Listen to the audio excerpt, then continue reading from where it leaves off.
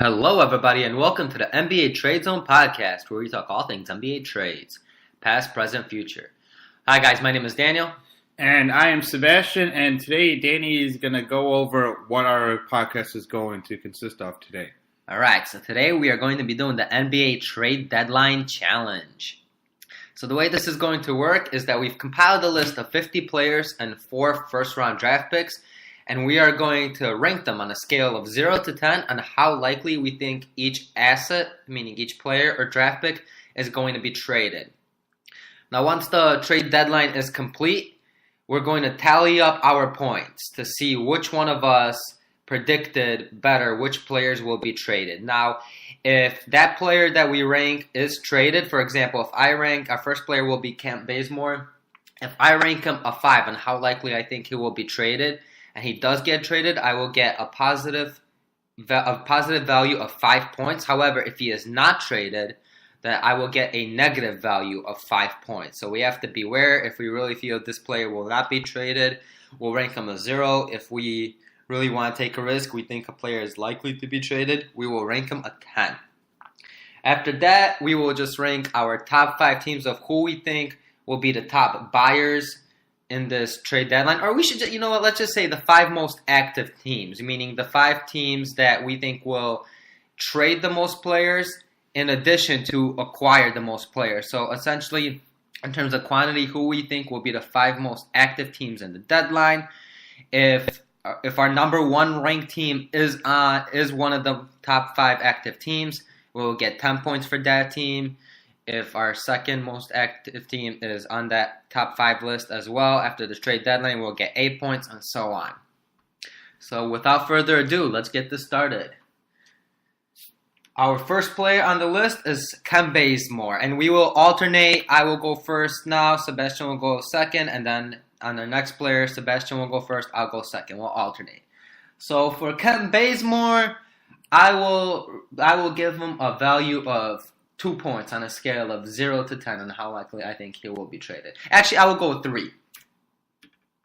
Sebastian, how likely do you think Kent Bazemore is to be traded? I think it's a little bit higher since Atlanta has reasons to trade him, so I'm going to give him a 5. Okay, yeah. The only reason why I'm only ranking him a 3 here is because he's not on an expiring contract, and they might just hold out for that reason if they don't get a trade that they like. Which brings us to our next player, Dewayne Dedmon. Sebastian, how likely do you think Dewayne Dedmon is to be traded? I'm going to go a little bit higher on him. I'm going to give him a 7. Again, he is a player who is on a expiring contract, and it's a pretty fair contract. A team like Philadelphia would be a good suitor. Yeah, I'm going to go even 1 point higher and give him an 8. I feel that after really screwing up last year and not trading Bellinelli or Ilyasova and having to buy them out, I think the Atlanta Hawks will be a little wiser this year. Moving on to the next player on our list. The next player on our list is Jeremy Lin.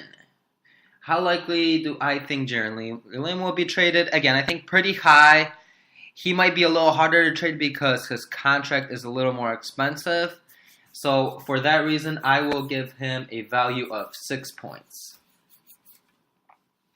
Sebastian, how likely do you think Jeremy Lin is? I think he's about a 50-50. I don't know what his value is right now in the league. I don't know who would really want to be trading for him, so I'll give him a 5. Okay, Sebastian gives him a 5. Yeah, that's fair. I think he might be a buyout candidate as well. I think Dewayne Dedmon has a little more value than Jeremy Lin does, and I think he'll be a little more desired. Moving on to Frank Kaminsky. Sebastian, how likely do you think Frank Kaminsky is to be traded? I'm going to give him about a 3. I also don't know how high his value is in the league right now. Yeah, I'm a little iffy on Frank Kaminsky being traded as well. I think the Bobcats want to trade him, but I don't think the they'll Hornets get... want to trade I'm him. sorry. I always do that.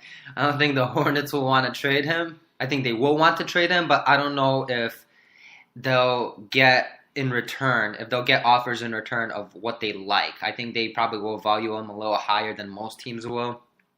So I will give this a 2. I think Frank Kaminsky, actually not even, I'll give it a 1. I'm going to put a 1 for Frank Kaminsky. I don't think he's too likely to be traded, even though the Hornets will want to trade him. All right, Sebastian, the next player on our list is Nikola Vucevic, and I will go first with Nikola Vucevic. I am torn on this one. I'm not necessarily sure how likely he is to be traded. I think same situation. I think they might eventually, really close to the deadline, they'll want to trade him, but I do not think they'll get too many offers that they'll like. I think they're going to value him extremely high, but he will be a high player to trade for that reason. So I will give him a value of 3 points on how likely I think he will be traded. I will argue that his value is, I mean, he has good value and he just made the All-Star team. I don't think the Orlando Magic are going to be looking to trade him. And I mean, we still know they want to make the playoffs. And if they don't trading him, that would really hurt their chances, how well he's been playing. So I'm going to give it a 2, even though I believe they should be wanting to trade him. Oh, of course. Yeah, I think they should want to. I think they should figure out a way to trade him, even if the value is not that great, because he shouldn't be a part of their future, but we've seen teams do some interesting things. Which leads us to our next player, also a Magic, Terrence Ross. How likely do you think Terrence Ross is to be traded? Now, I think his is a little bit higher, but it's also the same argument that I just don't know if the Magic are serious about getting rid of their assets or their expiring contracts because they want to keep playing. So I'm going to give him a 4. 4? Okay. I'm debating between a 5 and a 6 here. I think he's pretty likely to be traded. I think even if the Magic are trying to make the playoffs this year, they will want to get value in return for at least one of Vucevic and Ross. And if they still are attempting to make the playoffs, or at least put on the facade that they're trying to make the playoffs, they're going to keep Vucevic and get an asset in return for Ross. So I will rank him a 6. I will give Terrence Ross a 6. And we will move on to Otto Porter Jr. from Washington. And I will go first with Otto Porter Jr. I am giving him a 0. I don't think Otto Porter is likely to be traded, at least not this season right now. I don't think before the trade deadline. I think he's the most likely Wizard to be traded out of the big 3, but I don't think he will be traded. I think it's a mistake by Washington. I think they should be getting value in return for these players, but heck, they've been playing pretty well lately, so I guess I don't blame them that much as well. Not to sound like I'm copying you here, but I'm also going for a 0. I just don't have any faith in the Washington Wizards organization to make the right move here. And his contract is also a hard one to trade. Okay, moving on to Chris Dunn from the Chicago Bulls. It surfaced actually yesterday that the Bulls were at least taking phone calls on Chris Dunn and Zach LaVine. I didn't even include Zach LaVine on this list. I think there's virtually no chance he gets traded. I don't think the Bulls will find what they're looking for in terms of value that they at least would like. But Chris Dunn is a little more likely, in my opinion. How would you rate Chris Dunn? Again, it's another organization that I don't have a lot of faith in making the right move. I'm going to give him a 3. Oh, wow. Okay, you're giving him a 3.